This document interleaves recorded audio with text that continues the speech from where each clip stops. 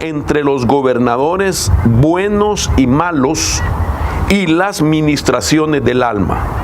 Es decir, hacia dónde va a llegar las ministraciones de los gobernadores. Si son buenos, nos va a traer beneficio al alma. Si son malos, va a llevar aflicciones a nuestra alma. Ahora, el día viernes estuve hablando acerca de cómo nosotros podemos ver el resultado de ser ministrados por un mal liderazgo o por un mal gobernador. Recuerde que mencioné que el liderazgo es una característica fundamental del gobierno de Dios. Y eso significa de que Dios nos gobierna a nosotros a través de líderes, a través de autoridades, a través de ministerios. Y que el liderazgo, todos nosotros estamos en la responsabilidad que la justicia y las leyes espirituales sean ministradas a nuestras vidas. En otras palabras, el buen liderazgo hace que el gobierno de Dios sea una realidad agradable. Eso en el sentido de tener un buen gobierno espiritual, pero también civil. Sin embargo, pues a través de estos temas he estado enfocando en parte que hablar de liderazgo o de los gobernadores dentro de lo que es la congregación nos ha permitido a nosotros valorar los buenos liderazgos y orar por ellos. Pero también estoy enfocándome para darnos cuenta lo que le sucede a una nación cuando es gobernada por un mal liderazgo. Entonces, la Biblia misma también nos da una base de esa realidad de los dos tipos de gobierno. Y quiero volverlo a leer porque ya lo leíamos el día viernes y me refiero a Proverbios 29:2. Proverbio 29:2 dice así: cuando los justos aumentan, el pueblo se alegra. Esto dentro de el enfoque de ser gobernados por justos. Cuando los justos aumentan, el pueblo se alegra. Pero cuando el impío gobierna, el pueblo gime, dice la versión que estoy leyendo. Otra versión dice se lamentan. Es decir, que hay un lamento, porque las cosas que van a vivirse no van a glorificar a Dios, según este pasaje. Pero me llama la atención también que dice gimen, y la palabra gemir tenemos que llevarla también a la realidad de que nuestra vida va a cambiar si somos gobernados por un liderazgo impío. Eso significa que tenemos nosotros como pueblo de Dios que gemir, que orar, que interceder, que buscar el rostro del Señor, que levantar altares en nuestro corazón, porque tenemos que hacerlo. Es la única manera para que nosotros podamos pues estar atentos a la voluntad de Dios, ser fortalecidos y pues presentar peticiones al Señor e interceder para que las cosas no sean, hermano, tan contaminantes para nuestras familias en primer lugar. Entonces, basado en este pasaje, nos deja ver de que cuando el impío gobierna, el pueblo va a gemir. Porque lo que está revelando este pasaje es que cuando el líder es malo, sus legislaciones malas afectarán al pueblo justo y se lamentarán, gemirán. Que el gobernante malo pues no puede legislar cosas buenas, va a legislar cosas que van en contra de la voluntad de Dios, de tal manera que no podemos esperar que un gobernante impío pueda tener como meta cumplir con la voluntad de Dios. Eso es definitivo. Un gobernante impío no es su meta agradar a Dios. De tal manera que entonces nosotros tenemos que darnos cuenta y ver a la luz de la palabra qué es lo que Dios hizo históricamente hablando con sus reyes, con los gobernantes, qué es lo que Dios hizo cuando un líder gobernaba mal. Y lo que vemos pues que fueron derribados algunos, y no solo ellos, sino también que fue derribado el pueblo que seguía a un mal líder. Ahora, quiero leerle otro pasaje que me llamó mucho la atención siempre acerca de los gobernantes. Y esto nos va a ir permitiendo ver cuál es la mente de un gobernante, del bueno y del malo, del gobernante piadoso y del gobernante impío. Tienen un sistema mental que es el que los hace a ellos afrentar a Dios sin temor alguno para establecer legislaciones que benefician a sectores, pero que afrentan a Dios. Y entonces el Salmo capítulo 2, verso 2, quiero que me acompañe en esta lectura. El Salmo 2:2 dice así: se levantan los reyes de la tierra. Pero mire qué interesante lo que revela el Señor. Se levantan los reyes de la tierra y los gobernantes traman unidos contra el Señor y contra su ungido, diciendo: rompamos sus cadenas y echemos de nosotros sus cuerdas. Interesante que está escrito en la Biblia que cuando los reyes de la tierra se levantan por sí mismos, como gobernadores van a tramar unidos contra el Señor, es decir, contra las cosas del Señor y contra su ungido, que es nuestro Señor Jesucristo, diciendo: rompamos sus cadenas y echemos de nosotros sus cuerdas.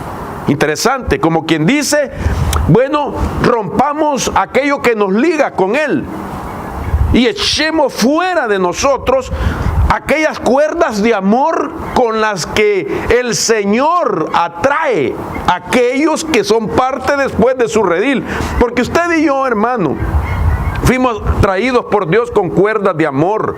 A pesar de que nuestro corazón se había endurecido y no queríamos nada al principio con el Señor tuvo misericordia y tuvo amor con nosotros que nos convenció que Él era la respuesta, que Él era la salida, y con cuerdas de amor nos atrajo.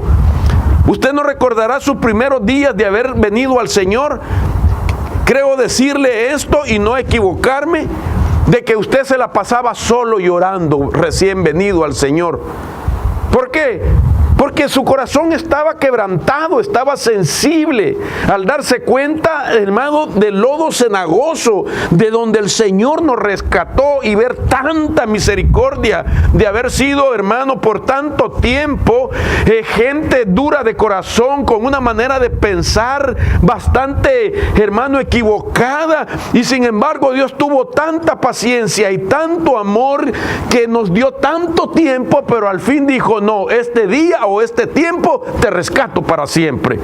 Y uno llora todavía, yo lloro todavía cuando me acuerdo de qué lodo cenagoso el Señor me sacó. Entonces nos trajo con cuerdas de amor. Pero estos del Salmo 2:2 están diciendo, no solamente se han levantado contra el Señor y contra su ungido, sino que dicen: rompamos todo aquello que tiene que ver con el vínculo con Dios. Echemos de nosotros todas sus cuerdas. Quitemos esa mentalidad de amor, quitemos esa mentalidad de ese llamado de Dios al ser humano, quitemos esa mentalidad. Interesante, cuando los gobernantes impíos se levantan, lo primero que hacen es tratar de quitar todo aquel conocimiento de las cosas que conciernen a nuestro Señor Jesucristo. Ahora, oiga esto, lo que voy a leer en ese mismo capítulo y versículo, pero en la versión amplificada. La versión amplificada en el Salmo 2:2 dice así: los reyes de la tierra se levantan y los gobernantes consultaron juntos contra el Señor y su ungido, el rey davídico, el Mesías, el Cristo, diciendo: rompamos sus ataduras divinas de restricción. Oiga esta versión, qué tremendo. Rompamos sus ataduras divinas de restricción y echemos sus cuerdas de control fuera de nosotros. O sea, dando a entender que el gobernante impío no quiere nada con Dios, no le importa la voluntad de Dios, y si no le importa la voluntad de Dios, no le va a importar las familias y el pueblo y los hijos y creyentes de Dios, mucho menos sus descendientes. No le va a importar quienes crean en Dios, porque ellos están tratando de desligar a la sociedad de la fe hacia el verdadero Dios. Ahora, aquí queremos decir algo también. ¿Será que Dios se va a quedar de brazos cruzados? ¿Será que el Señor pasará por alto de que usted en pleno tiempo frioso esté aquí adorando al Señor juntamente con su familia, sus hijitos dentro de los carros? ¿Será que Dios no mira eso, hermano? Claro que Dios va a ver eso. Claro que el Señor, hermano, con sus benditos ojos que atalaya la tierra y que nos ha visto esta mañana y que se ha alegrado de que lo hemos adorado. ¿Usted cree que el Señor va a pasar por alto todo eso? No, señoras y señores, el Señor no se va a quedar de brazos cruzados. De tal manera que yo puedo explicarle que las actitudes de los gobernantes impíos y la influencia que ejerzan en la sociedad sobre gentes que piensan igual que ellos, vienen a ser, oigan lo que voy a decir con temor y temblor, esas actitudes vendrán a ser los detonadores de juicios de Dios. Detonadores de juicios de Dios. Las cosas que van a activar los juicios de Dios, porque en la Biblia nosotros podemos ver la manera como en el pasado, proféticamente, en el tiempo final, habrán detonadores de los juicios de Dios. De tal manera que quiero explicarle por lo menos las cosas que demuestran que una nación está en problema con Dios. ¿Qué cosas demuestran bíblicamente hablando que una nación está en problema con Dios? Y entonces estas 5 cosas se las doy y después vamos a ir explicando una por una, pero para que usted pueda darse la idea, estas cosas pues son detonantes que activan juicios para que Dios tenga un día específico de un juicio, un día específico, una hora específica de un juicio, un lugar específico de un juicio o una clase de juicio específicamente. Son las cosas que activarán eso. Y lo primero de estas cosas son, primero, oiga esto, ¿qué es un detonante para que Dios actúe, trate, sacuda a una nación? Es cuando la gente apoya y promueve un mal liderazgo. Oiga esto, eso es un detonante, cuando la gente apoya y promueve un mal liderazgo. Número 2, cuando la gente se aparta del Padre Celestial y el gobierno viene a ser su padre. Esperan del gobierno las bendiciones que Dios nos da y ponen al gobierno, hermano amado, en un altar para pedirle sus peticiones y se olvidan de Dios. Número 3, cuando la prosperidad continúa a pesar de la iniquidad multiplicada. Impresionante, hermano, que la gente dirá, miren, estamos bien, miren cuánta prosperidad tenemos. Sí, pero esto es un patrón bíblico que vamos a ver los capítulos, que en tiempos pasados la prosperidad continúa a pesar de la iniquidad que se multiplicaba en los días del profeta Jeremías. 4, cuando la abominación viene a ser aceptable. Cuando la abominación viene a ser aceptable, detona los juicios de Dios. Y 5, cuando la tierra comienza a experimentar dolores de parto. No podemos negar, ahora hay tormentas. Este año se han desatado muchas tormentas, hay torrenciales, hay inundaciones en Centroamérica, en México, en Estados Unidos, hay incendios forestales, hay terremotos en Asia Menor. Hermano, ¿qué más podemos decir al respecto? Esto nos habla de que estamos en tiempos de dolores de parto. Y los pasajes, si usted quiere, podemos ir a Jeremías capítulo 51. Jeremías capítulo 51 nos deja ver cómo es que Dios va midiendo la iniquidad de la humanidad. Y mire lo que profetizaba Jeremías. Dice así en el versículo 7 del capítulo 51. Copa de oro ha sido Babilonia en la mano del Señor. Oiga esto. Babilonia representa un sistema que no glorifica a Dios. Copa de oro ha sido Babilonia en la mano del Señor. Babilonia representa los gobiernos que no toman en cuenta a Dios, que embriaga toda la tierra. De su vino bebieron las naciones, Se enloquecieron por tanto las naciones. De repente cae Babilonia y se hace pedazos. Gemid por ella, traed bálsamo para su dolor, quizás se cure. Quisimos curar a Babilonia, pero no ha sanado. Dejadla y vayamos cada cual a su tierra, porque ha llegado al cielo su juicio y se ha elevado hasta las nubes. El profeta entonces Jeremías está dando una palabra que se va a cumplir definitivamente en los días finales. Ahora, para que usted entienda lo que está diciendo, que copa de oro ha sido Babilonia en la mano del Señor, quiero que me capte la idea. La Biblia está diciendo por medio del profeta como que Dios tiene una copa en su mano y esa copa tiene una identidad y se llama Babilonia, y Dios la tiene. De tal manera que Dios está viendo que esa copa se está llenando de abominaciones y Dios la tiene en su mano, esa copa. Esto es tremendo. Y dice, esta es la copa de Babilonia. Voy a tomar esta botella de agua. Esta es la copa. Esta copa tiene identidad. Se llama Babilonia y se está llenando cada día de todas aquellas cosas con las que embriaga la tierra. Está llenándolas de un vino que están bebiendo las naciones y se han enloquecido todas las naciones por causa del vino que Babilonia les da. Ahora mire usted, Jeremías profetiza esta palabra y años después el apóstol Juan hace una referencia también de Babilonia y de la copa también. Y entonces quiero que me acompañe a Apocalipsis capítulo 17. Apocalipsis capítulo 17, entonces ahora Juan revela qué es Babilonia y dice así: la mujer estaba vestida de púrpura y escarlata y adornada con oro, piedras preciosas y perlas.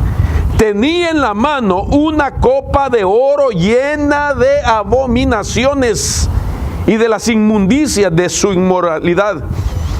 Y sobre su frente había un nombre escrito, un misterio: Babilonia la grande, la madre de las rameras y de las abominaciones de la tierra.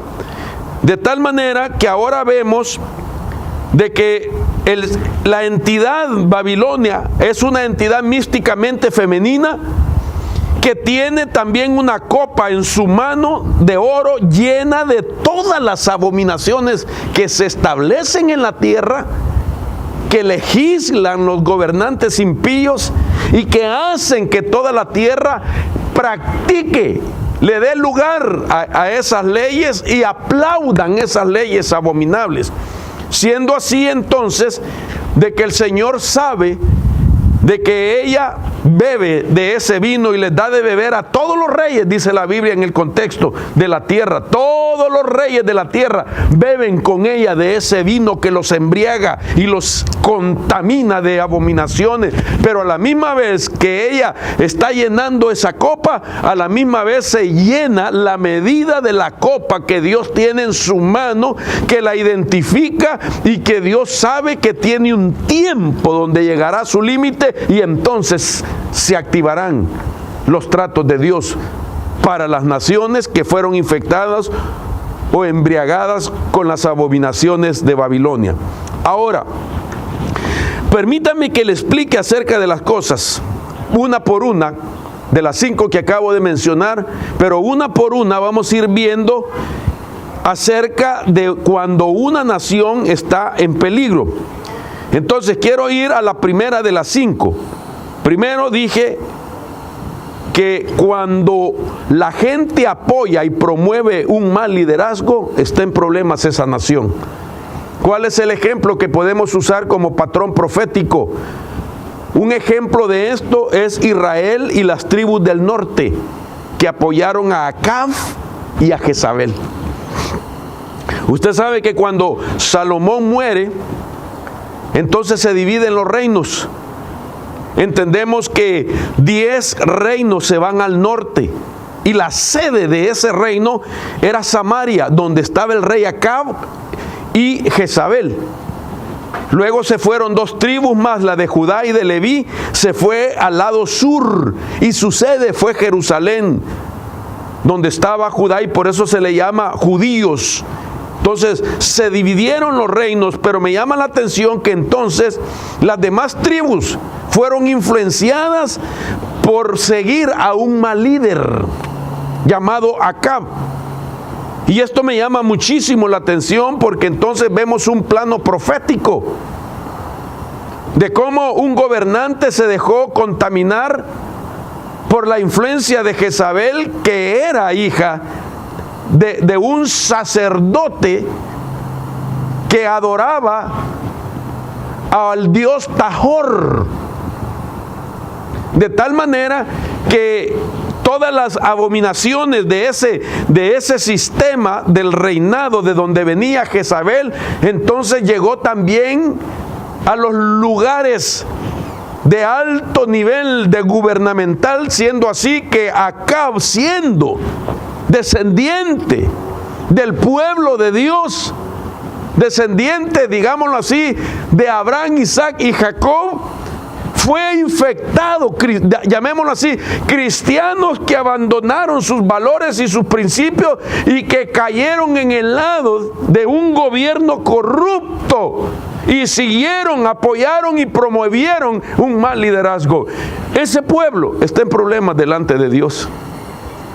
Si seguimos viendo el segundo punto de estos 5, el segundo que mencioné es cuando la gente se aparta del Padre Celestial y el gobierno viene a ser su padre y su proveedor. Esto me llama muchísimo la atención porque lo vemos dentro de ese mismo reinado también de Acab y Jezabel, de tal manera que Jezabel corrompió a una cantidad de profetas que la Biblia dice que 450 profetas vinieron a ser falsos y profetizaban lo que le convenía a Acab y lo que quería Jezabel. ¿Y por qué lo hacían? Porque Jezabel les daba de comer. Ellos, sus 450 profetas, se sentaban a la mesa de Jezabel, es decir, vendieron su ministerio profético para mentirle a la nación. ¿Por qué? Porque el gobierno los sostenía, porque el gobierno les proveía, porque el gobierno les daba de comer. La victoria de un gobierno, de acuerdo a la voluntad de Dios, con todo respeto quiero decirlo y temor, hermano, por favor, espero que me entienda el espíritu con el que voy a decir lo siguiente. La victoria de un gobierno, de acuerdo a la voluntad de Dios, no es que acostumbre a la gente a depender del welfare, sino que establezca oportunidades para tecnificar la gente, para que la gente sea entrenada, para que la gente aprenda un oficio, para que la gente pueda estudiar de tal manera que se vuelva productiva. Porque todo productivo es digno de una remuneración y Dios bendice al hombre y a la mujer productiva. Siempre Dios será su proveedor. Y esto lo podemos ver hace digamos 4 años atrás, cuando el gobierno también era, usted sabe, del partido liberal en esta nación. ¿Qué fue lo que hizo el presidente Barack Obama?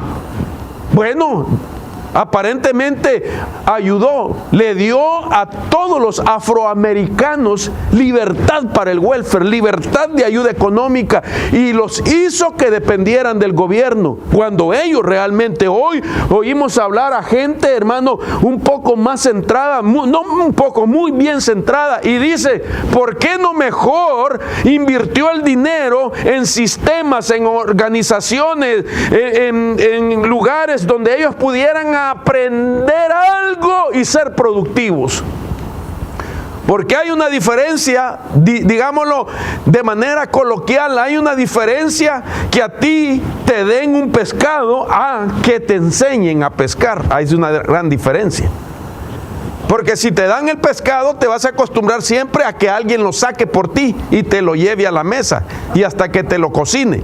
Pero si a ti te enseñan a pescar, entonces te van a dar la oportunidad para desarrollar tu creatividad. Ese es el gobierno que Dios siempre mostró en los días de los reyes. Sin embargo, en este ejemplo que estamos hablando, ellos se olvidaron de Dios, del Dios de la provisión, porque dependían de Jezabel y profetizaban lo que ella quería, porque si no los quitaba de la mesa. Entonces este sería el segundo punto. El tercer punto de las 5 cosas que son detonantes para los juicios de Dios, el tercero sería cuando la prosperidad continúa a pesar de la iniquidad. Oiga lo que acabo de decir, cuando la prosperidad continúa a pesar de la iniquidad. ¿Qué quiere decir esto? Bueno, volvamos a la historia bíblica.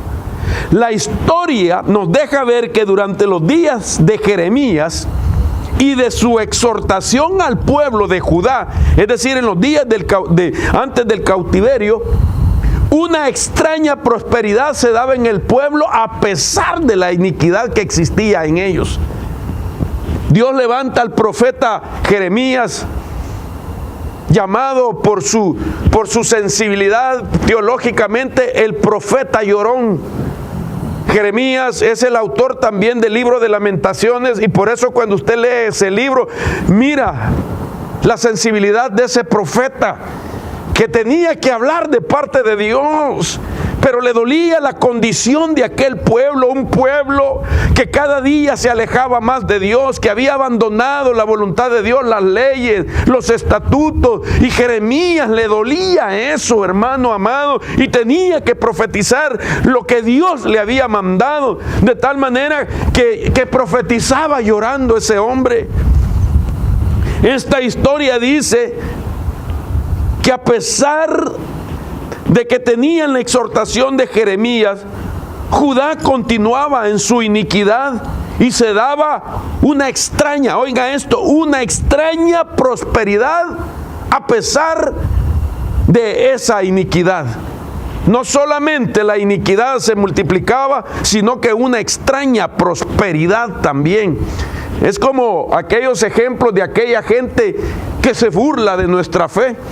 Y que cuando usted le comunica que va a la iglesia o que está yendo a la iglesia y está pasando usted o yo por una prueba, la gente impía, la gente del mundo se burlan y ellos dicen: ¿y dónde está tu Dios pues? Tanto que vas a la iglesia y mira la necesidad con la que vives. En cambio nosotros, mira cómo estamos: casas, carros, joyas, dinero, ropa, etcétera. Sin Dios, dicen ellos. Entonces, eso era lo mismo que sucedía en aquellos días. Y esto usted lo puede leer en Jeremías capítulo 26. Le invito que lea Jeremías capítulo 26, Jeremías capítulo 15 y Jeremías capítulo 16. 3 capítulos que nos dejan ver que aquel profeta de Dios durante 40 años, según algunos estudiosos, oiga esto, 40 años Jeremías, oh Dios mío, Jeremías estuvo yendo al templo, buscando que se reunían alrededor del templo de manera, hermano, religiosa, y llegaba Jeremías, 40 años subió al templo para profetizarle, no solamente a la gente, sino a los sacerdotes, y advertirles que estaban en problemas delante de Dios. ¿Sabe que por eso es que el Señor ha puesto que nosotros levantemos hombres y mujeres de Dios, profetas en esta casa? Porque yo sé que Dios va a usar esta congregación con hombres que van a anunciar, con mujeres que van a anunciar que al apartarse de Dios esta nación, del apartarse de Dios les va a traer consecuencias. Y tenemos que anunciarle a la gente, tenemos que decirle que no le pueden dar la espalda al Rey de la Gloria, al Señor de los señores, porque graves consecuencias vendrán sobre esta nación. Esto es lo que hizo el profeta. El profeta durante 40 años les dijo que Dios iba a abrirles las puertas de la ciudad a sus enemigos y que iba a hacer que un imperio grande, Babilonia, viniera contra ellos. Y eso, sin lugar a dudas, sucedió. Impresionante.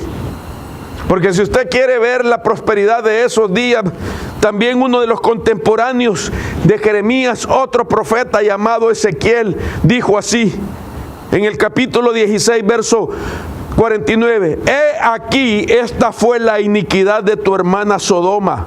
¿Cuál fue la iniquidad de Sodoma? Arrogancia, abundancia de pan y completa ociosidad tuvieron ella y sus hijas. Pero no ayudaron al pobre ni al necesitado, y se enorgullecieron y cometieron abominaciones delante de mí, dice el Señor, y cuando lo vi, las hice desaparecer. Fueron los juicios que trajo a Sodoma y Gomorra.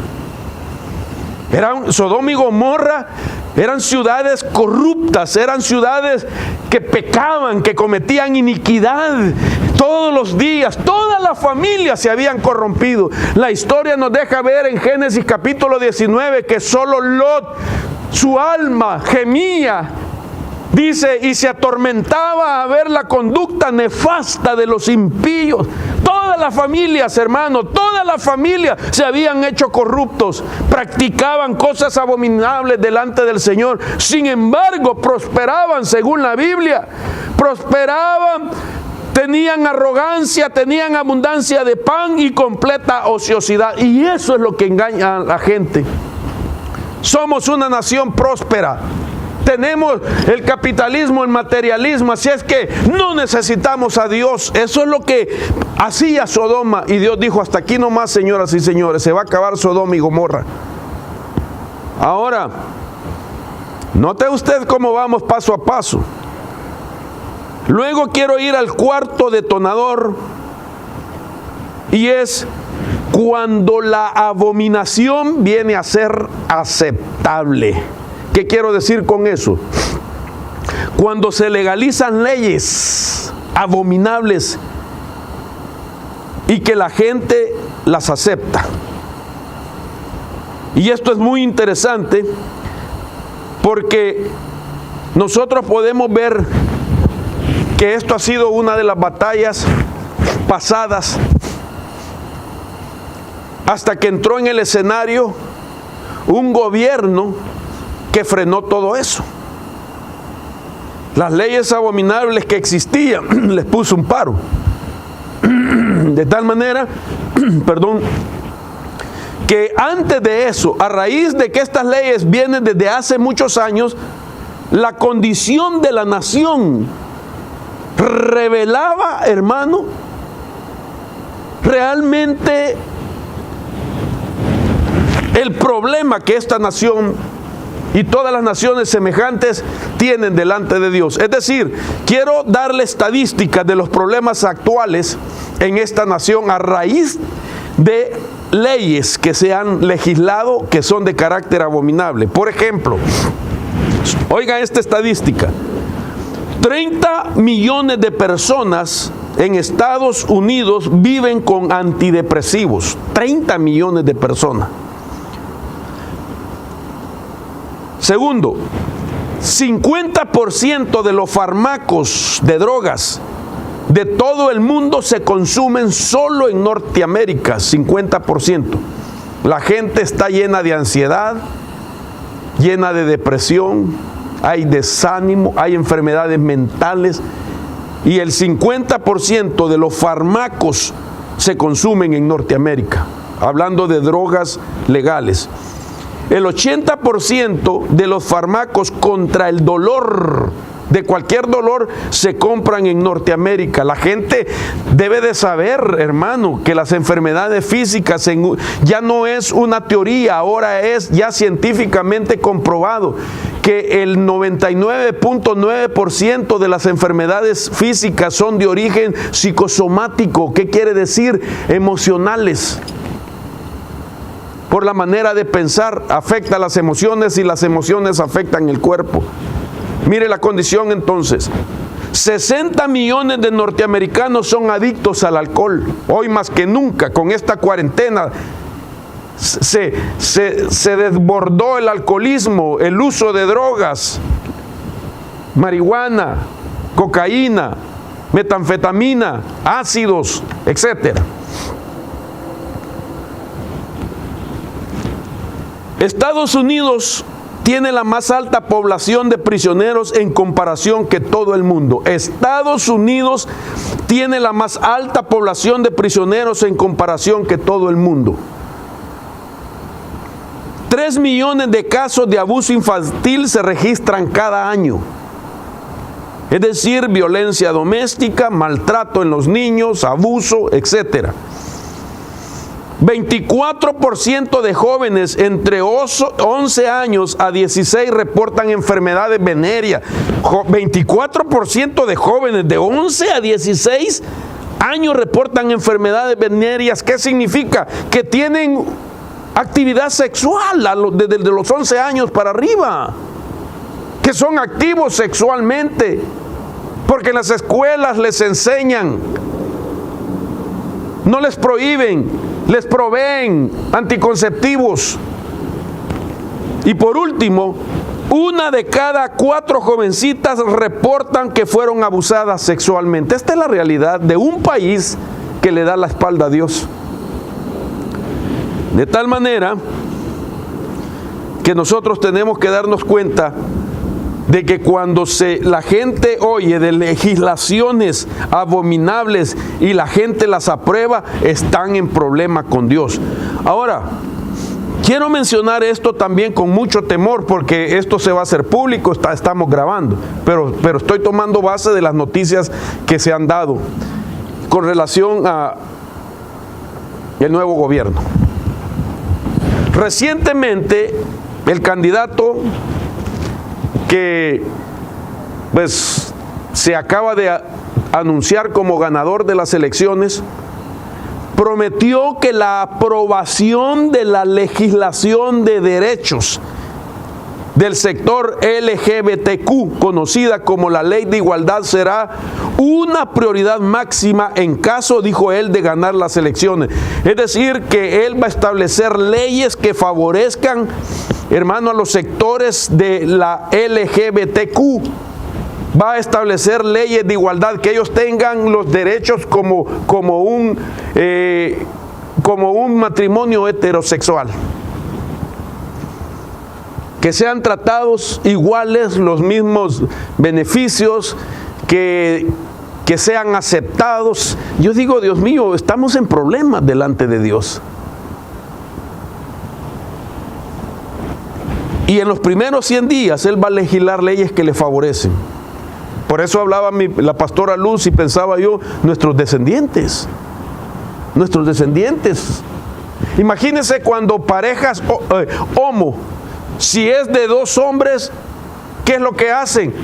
Ahorita están pensando en tener familia, entonces, claro, los 2 son portadores de semilla. Entonces lo que van a hacer es adoptar niños.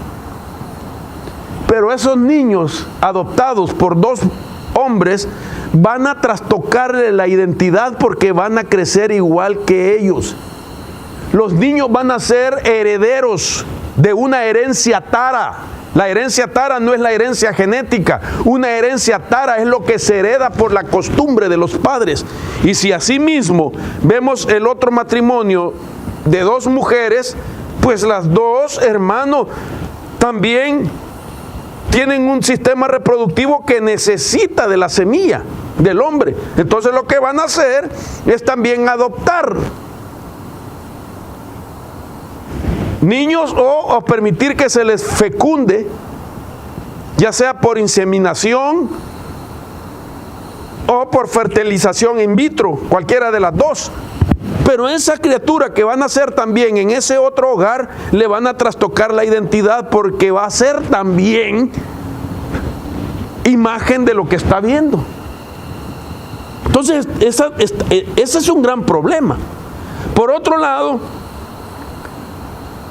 en el año 2016, hasta esta fecha, fue suspendida la ayuda millonaria que se le daba a la Organización de Planificación Familiar, que era de $450 mil millones al año, donde se abortaban niños. Esto fue suspendido aproximadamente en el año 2016 hasta esta fecha, pero con el nuevo gobierno es posible que se active nuevamente y que se incremente legalmente la muerte de inocentes que son sacados con sistemas horribles del vientre de una mujer. Entonces, yo quisiera tomarme el tiempo, por eso le decía que era importante que habláramos un poco de algunas cosas. Me quedan 9 minutos de 50 que programé. ¿Qué es esto que estamos viviendo? ¿Qué sucede con la gente que apoya una legislación abominable? Ya sea matrimonios que van en contra del diseño original de lo que Dios estableció al principio como matrimonio, o que se le quite el derecho de vivir a un ser inocente que no fue pedido que lo trajeran y que ahora dicen fue un error, no estoy preparada, no es mi tiempo, no fue en amor. Así es que este niño no es deseado y decidir mejor suspenderle la vida. Ok, otros dicen es que es el fruto de una violación, pero ni eso, hermano, amado, porque cuando se hacen comparaciones realmente de la cantidad de abortos que se llevan a cabo anualmente, ocultamente o clandestinamente, el porcentaje de niños gestados por violación es nada.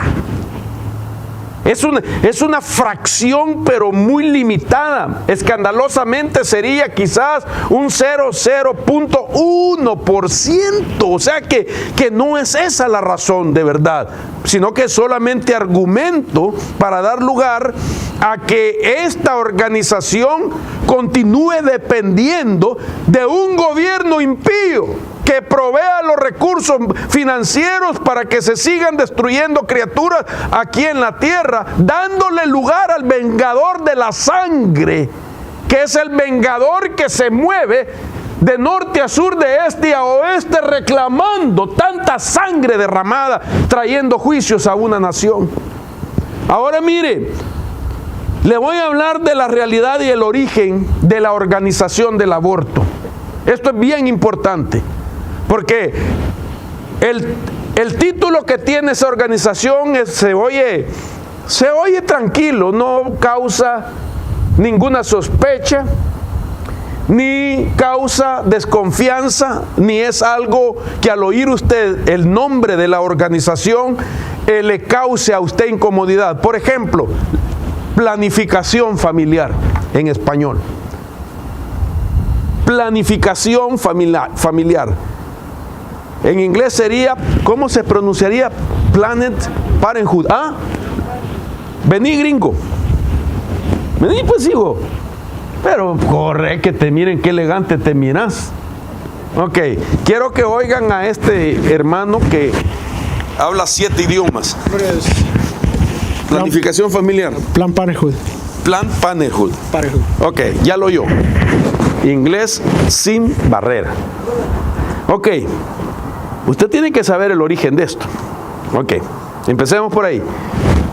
La organización estadounidense de planificación familiar, llamada en inglés Planned Parenthood, como dijo el hermano, y yo que estoy repitiendo, debe de saber que recibía antes del 2016 $450 millones anualmente de fondos federales, dinero del gobierno e impuesto que el ciudadano común contribuye con esta organización, lo sepa o no. Es decir, que todos los que pagamos impuestos ni nos preguntaron ni sabíamos que sus impuestos, lo que usted trabaja, lo que usted produce, va o iba a parar a esta organización para que continuara con los abortos. Esto fue suspendido en el año 2016. con el presidente actual hasta esta fecha. Él dijo, corten esos fondos. Y se armó, hermano, un gran problema. Hace algunos años que yo estaba tocando este tema, les hablé también de un video que fue grabado donde la principal directora de esa organización reconoce que venden los órganos de los niños abortados para experimento. Eso lo enseñé ¿se acuerdan ustedes que lo estuve enseñando hace algunos años? Y les puse el video donde secretamente la grabaron a ella en una reunión, en un café, donde supuestamente un doctor de una organización de laboratorio había llegado a platicar con ella para negociar los órganos de los niños abortados para experimentos, y la grabaron. Ahora, el asunto de todo esto, hacia dónde vamos, es que debemos de preguntarnos lo siguiente. Oiga lo que le voy a decir. Atención con lo que le voy a decir. No voy a decir qué es la Organización Estadounidense de Planificación Familiar, sino quién es o quién fue la Organización Estadounidense de Planificación Familiar, Planned Parenthood. ¿Quién fue? Y resulta que fue una mujer la que lo fundó. Quiero llevarlo a usted a la biografía de esta mujer y la motivación por lo cual fundó la Organización de Planificación Familiar, digamos, aborto. Su fundadora se llamaba Margaret Sanger. Nació el 14 de septiembre de 1879 en Nueva York. Murió el 6 de septiembre de 1966 a los 86 años. Oiga esto. Religión que profesaba ateísmo. Es decir, no creía en Dios, era atea. Tenía o era miembro de un partido político. Oiga esto. Mire el partido político al que formaba parte. Oye esto, Douglas. Partido Socialista de América. Izquierdista, socialista. Tenía una mentalidad rígida, reacia contra los valores de la fe. No creía en Dios, no creía en la Biblia, porque era atea y además era parte de un partido político socialista de América. Su ocupación, enfermera. Su mentalidad, feminista. Estamos hablando de esos años. Ahora, siendo ella una enfermera estadounidense, fue activista a favor del control de natalidad y fundadora de la Liga Estadounidense para el Control de la Natalidad. Esta liga a la que ella perteneció se convirtió en 1942. Primero era una liga, repito, la Liga de Natalidad de América se convirtió en la Federación Estadounidense para la Planificación Familiar, con siglas PPFA.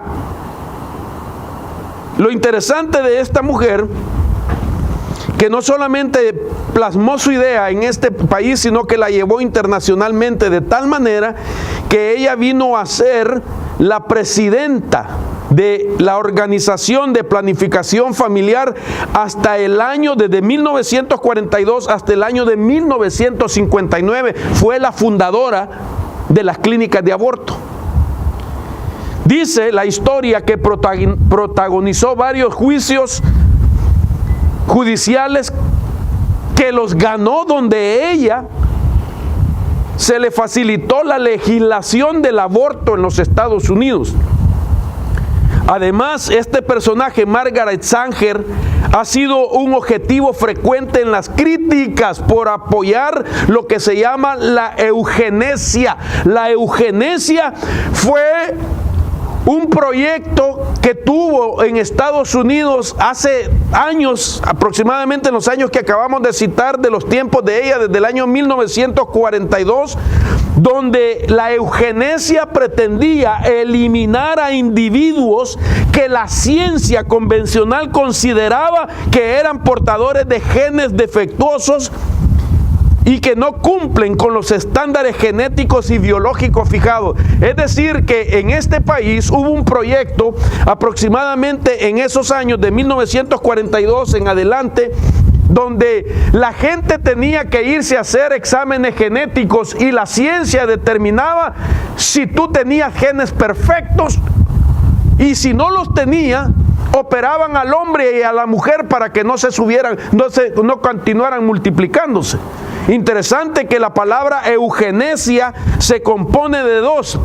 La primera parte es eu, que indica bien o correcto, y la segunda es genia, que significa origen. Quiere decir, hermano, que si nosotros nos hubiera tocado vivir en ese tiempo y ese proyecto obligaba a que nosotros nos hiciéramos un examen genético, ay Dios, que lo hubiéramos hecho. Porque ellos pretendían buscar gente alta, blanca, ojos verdes, azules, rubios, que tuvieran una genética, pues, europea. Gracias a Dios que esto fue desechado por sectores que se opusieron, pero mucha gente fue esterilizada. Hombres y mujeres fueron esterilizados. Cuando hablamos nosotros de esta palabra, eugenesia, según el diccionario Merriam-Webster, dice que la eugenesia es la práctica o la defensa de la reproducción selectiva controlada de poblaciones humanas como por esterilización, para mejorar la composición genética de la población. De esto se agarró Hitler también. Es decir, que quería una Europa de hombres y mujeres perfectos genéticamente. Y mire todos los crímenes que cometió. Ahora, el tiempo sé que me avanzó, pero todavía quiero terminar esta parte y orar. Esta mujer fundadora de la Organización de Planificación Familiar, repito, Margaret Sanger, dejó escritos que usted los puede conseguir aún. Solo por curiosidad, si usted quiere, se puede meter a Amazon y poner ahí lo siguiente. Hay un libro que lo escribió en el año 1922 que se llama The Pivot of Civilization, el pivot de Civilization. Y ahí ella dice lo siguiente: estamos pagando e incluso sometiéndonos a los dictados de una clase de seres humanos en constante crecimiento y que nunca deberían haber nacido. Oigan lo que dijo esta mujer. ¿Y sabes a quién se refería? A la gente de raza negra. Ella escribe en ese libro que estamos pagando, incluso sometiéndonos a los dictados de una clase de seres humanos en constante crecimiento y que nunca deberían haber nacido. En el año de 1919, en otro escrito de control de natalidad y mejoramiento racial, dijo: antes de que los eugenistas y otras personas que están trabajando por el mejoramiento racial puedan tener éxito, antes de eso, primero deben de despejar el camino para el control de la natalidad. Y se refería a esterilizar a las madres de raza negra. En 1932, en un proyecto llamado Un Plan para la Paz, el gobierno, dijo ella otra vez, el gobierno debería dar a ciertos grupos disgénicos de nuestra población la opción de segregación o esterilización. ¿Sabe lo que estaba diciendo? Además que los esterilicemos, segreguémoslos en un lugar donde solo ellos vivan, porque son una mancha para la sociedad. Y por último, en el año 1921, en otro proyecto llamado El Valor Eugenésico de la propaganda del control de la natalidad, dijo: hoy la eugenesia es sugerida por las mentes más diversas como la vía más adecuada y completa en la solución de problemas raciales, políticos y sociales. ¿Saben lo que estaba diciendo con ella? Estaba estableciendo su posición de que era racista. Ok, ¿por qué le menciono todo esto, mi amado hermano? Porque quiero decirle que la raíz y la motivación de las organizaciones de planificación familiar o de Parenthood, ¿cómo es? Planned Parenthood, fue, oiga esto, destruir a la raza negra, que no se multiplicaran. Racismo en contra de las etnias. Ese fue el origen. ¿Quién iba a saber que el origen era racismo? Y si fue racismo,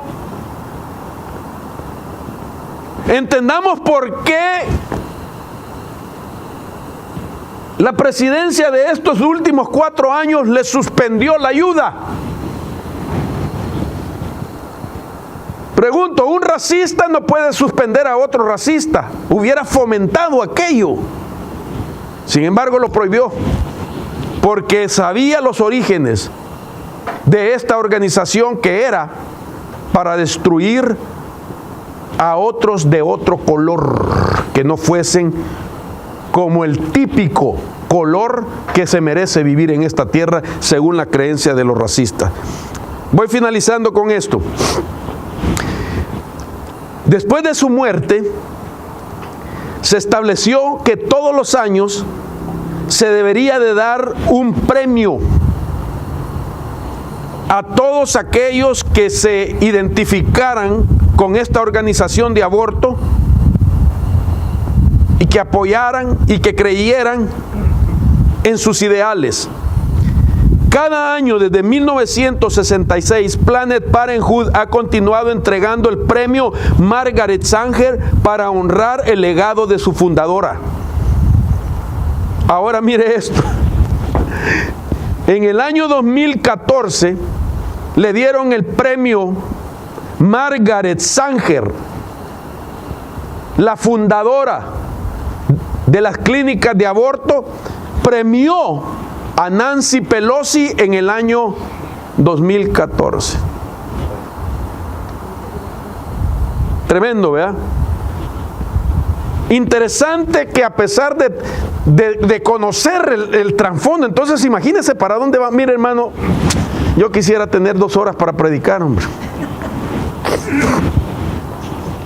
Usted no está aguantando frío, gracias a Dios.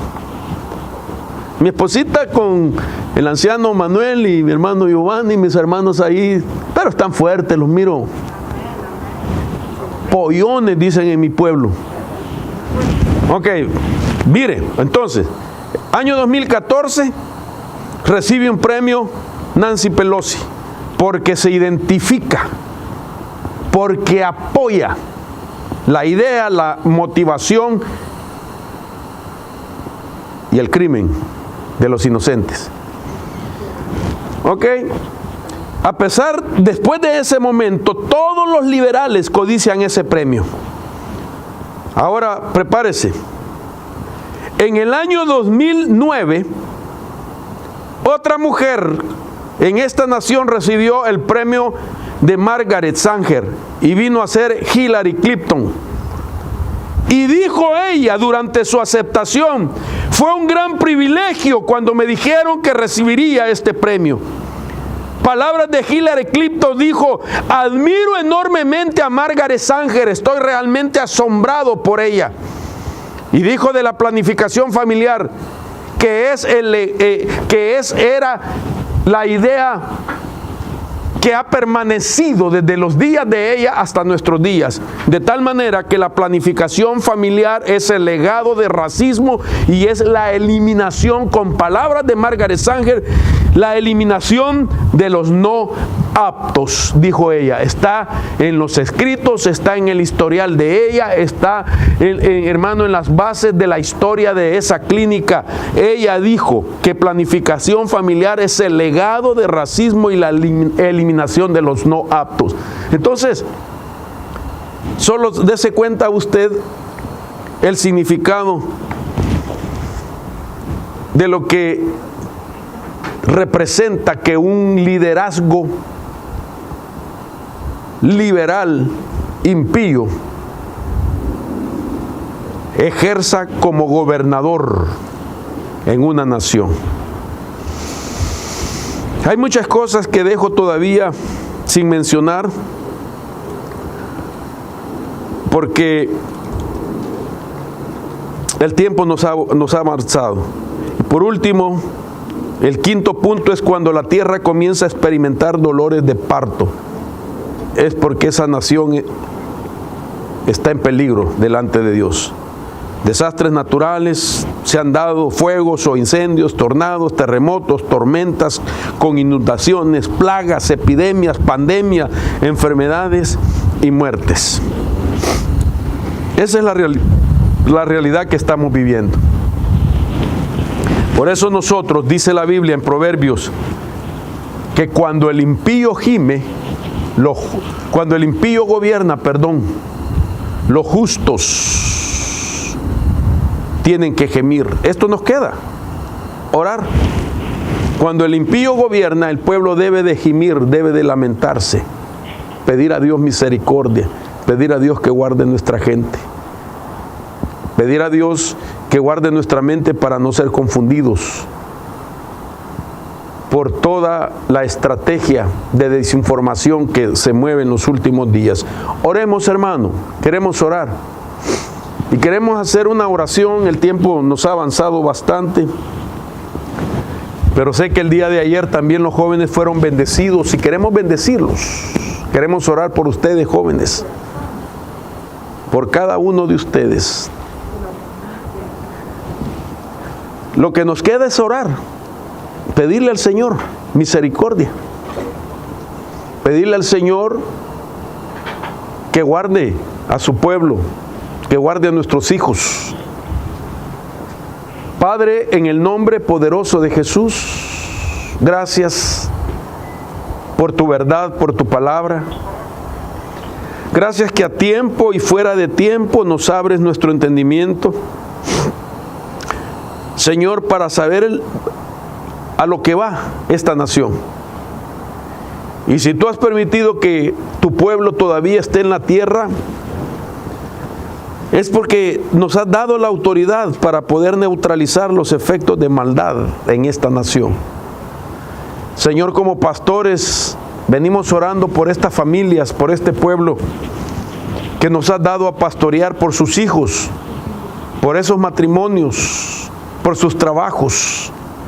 Señor, para que tú los guardes, para que tú les ayudes, Señor, con sabiduría, con inteligencia, que el espíritu de temor a Jehová esté en ellos, para que no sean confundidos, Señor, por la información o desinformación que los gigantes de los noticieros a propósito están transmitiendo, sino que nos volvamos a la palabra para ver en la palabra el rumbo nuestro, la senda nuestra, y que cada vez que oigamos si esa será la voluntad tuya, que permanezca un gobernante impío, Señor, que por favor nos guardes de toda acechanza del maligno.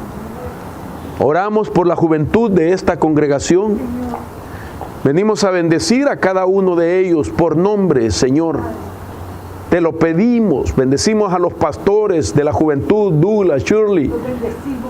Señor, a todos estos jóvenes que son pastoreados por ellos, Señor, que los hagas más fuertes en la fe, que sean llenos de tu espíritu, que los libres, Señor, de todo racismo, de todo ataque, de todo engaño, de todo peligro, en el nombre poderoso de Jesús. Te pedimos, Padre bendito, que sean protegidos y que, Señor, las promesas tuyas sean para ellos. Bendecimos a nuestros descendientes, nuestros hijos. Señor, bendigo a los hijos de nuestros hermanos. Señor, porque tendrán ellos que en un tiempo volver a los sistemas educativos, que no sean confundidos, Padre amado, en el nombre de Jesús. Que nosotros los padres incrementemos el conocimiento y la sabiduría bíblica para que podamos instruirlos a ellos y protegerlos. Bendecimos sus mentes, bendecimos sus oídos, bendecimos sus ojos, bendecimos su corazón y su mente de nuestros hijos. Guarda nuestros matrimonios, por favor, en el nombre poderoso de Jesús, Señor. Te lo pedimos en este momento. Oramos por Jonathan, por su esposa, en el nombre de Jesús. Te lo pedimos, Señor, por esta faceta que están pasando, viviendo, por el bebé que está en el vientre, Señor.